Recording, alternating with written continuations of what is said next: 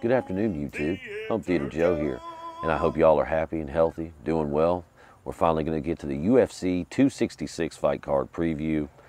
I'm sorry it's been a little while, but of course, there's been a lot to go on, and I wanted to get as much information as possible. While I'm saying that, let me also say I will not be ordering this pay-per-view until about 10 p.m., and I can be sure that Nick Diaz will be on the fight card. All right, let's get into it real quick. First fight on the main card, Jessica Andrade, Cynthia Calvillo. I'm going to say Calvillo, her tool bag is much more complete. And I think if Jessica Andrade can't pick you up and slam you on your head, she's probably not going to win. So I can see Calvillo maybe into the first or in the second round, putting Andrade on her back due to strikes and finishing her. That's just how I see that. Next up, we got Curtis Blades.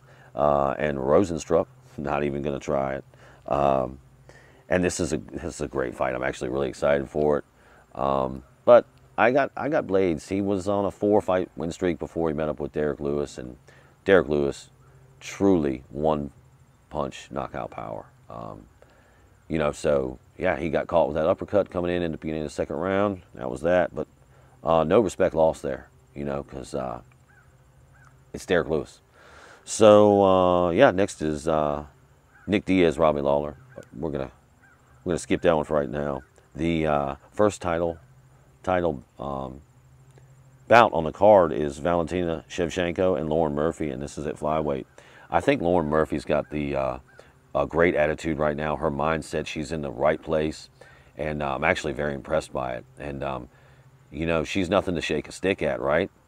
However, I don't see any woman at flyweight, that weight, beating Valentino anytime soon. I just don't think that competitor's out there. Per usual, I could be wrong, and I'd be happy to be wrong, honestly. But yeah, I just can't pick against Shevchenko.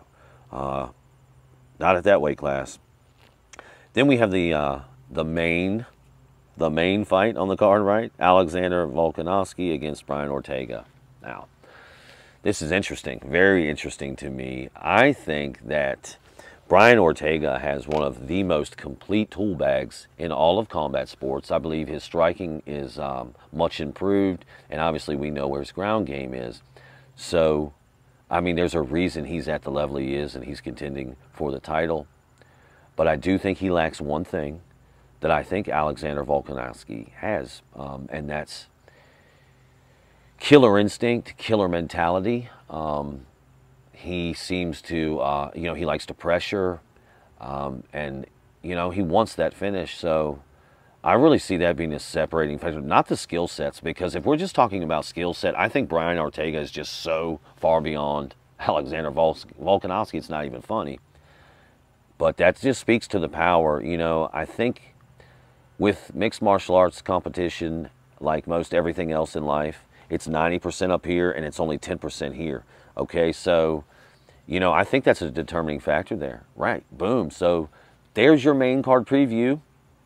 Now we'll get to probably the real main fight on the card, which is Diaz and Robbie Lawler 2. So I'm just going to make a bunch of observations here. I think there's been so much coverage over it. I don't need to go into all of it, right? But I'll give you my observations.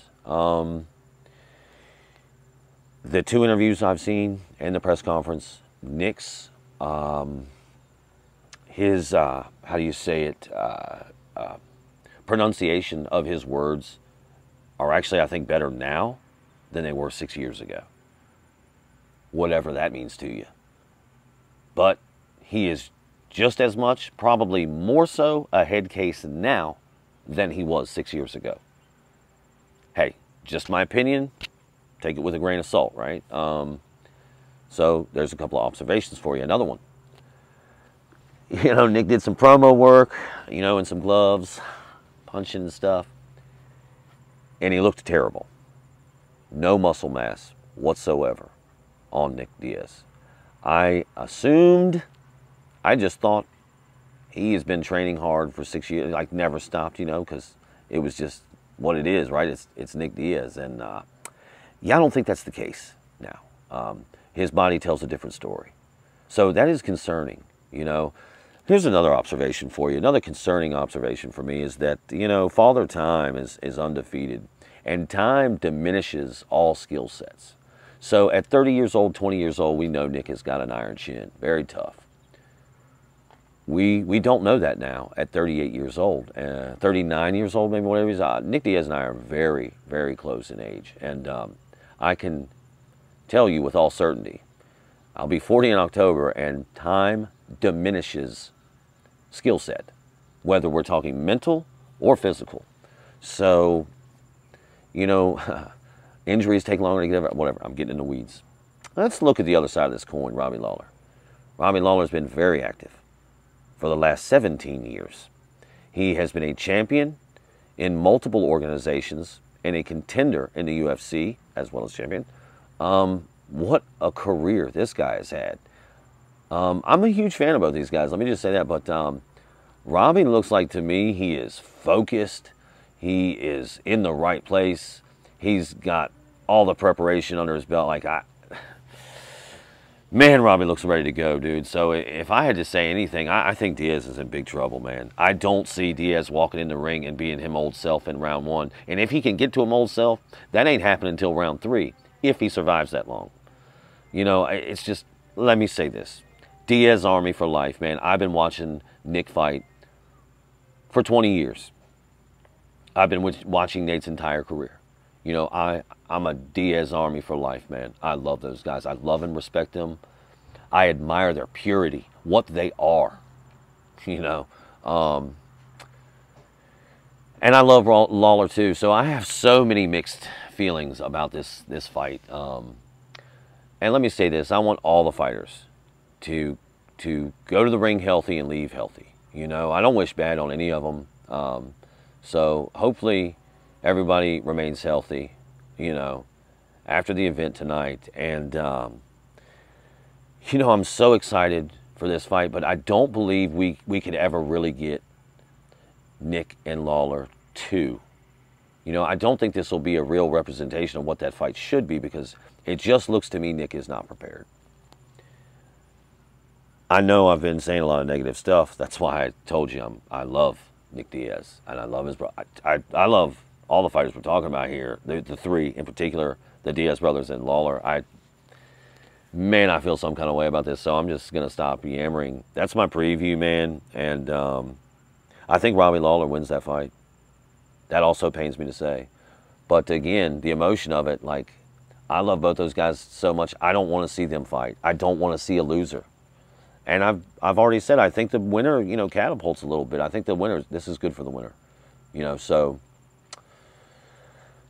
much going on in that one fight. And, man, it's going to be awesome, no matter what. I'm just going to be really happy to see Nick Diaz compete again. I shouldn't even say it. I just lied to you, you know, because I want to see him compete at his ultimate high level, and I have a standard I'm holding him to, and I don't think he meets it this time, and it's very disappointing, honestly. It's disappointing. So, yeah, I feel a little bit let down by it. All right, enough rambling. I'm done. This is the part where I politely ask that, you know, you guys, if you have any questions or comments, you put them down below. They are greatly appreciated, and they help the community so much, right? They just help us. They help us grow, get smarter. And information sharing, man, that's what I'm all about. So, yeah, I think I can wrap a nice little bow on this right now. All right. Thank you for listening to the UFC 266 preview. As always, thank you for listening.